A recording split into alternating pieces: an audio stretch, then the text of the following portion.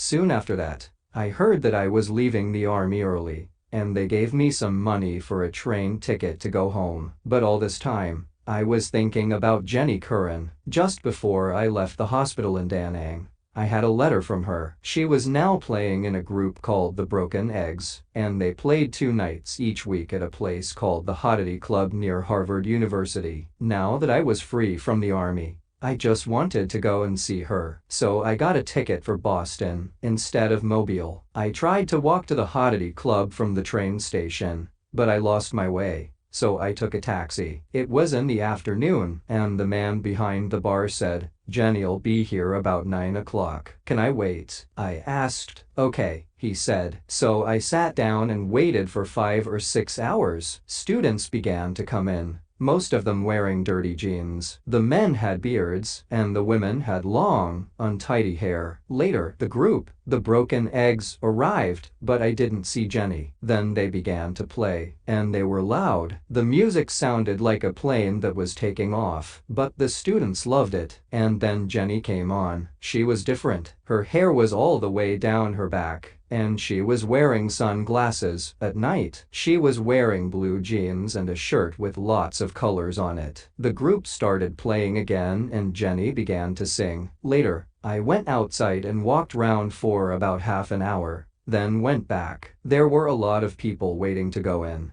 so I went round to the back of the place and sat on the ground. I had my harmonica in my pocket, so I took it out and started to play. I could hear the music that was playing inside, and, after a minute or two, I began playing with it. Suddenly, a door behind me opened, and there was Jenny. "Who is that playing the harmonica?" she said, and then she saw me, Forrest Gump, and she ran out of the door and threw her arms round me.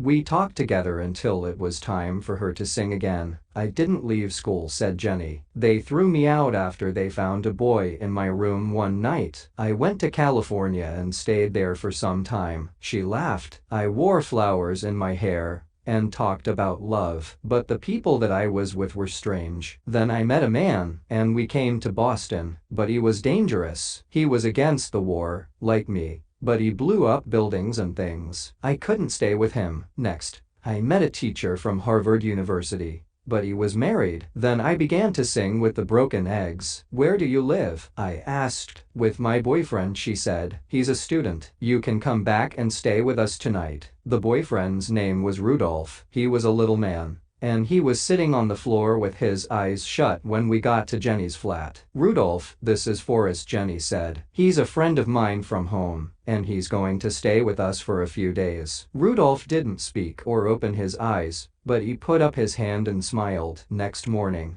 when I got up, Rudolph was still sitting on the floor with his eyes shut. That afternoon, Jenny took me to meet the other people in the group, and that night I began playing my harmonica with them at the Oddity Club. It went well, and I played with them every night after that. Then one day I came back to the flat and Jenny was sitting on the floor. "Where's Rudolph?" I asked. "Gone," she said. "Walked out, like all the others." And then she started to cry. "Don't cry, Jenny," I said, and I put my arm round her. Well, it started like that, but the next minute we were kissing and making love. And when we finished, Jenny said, "Forrest, where have you been all this time?"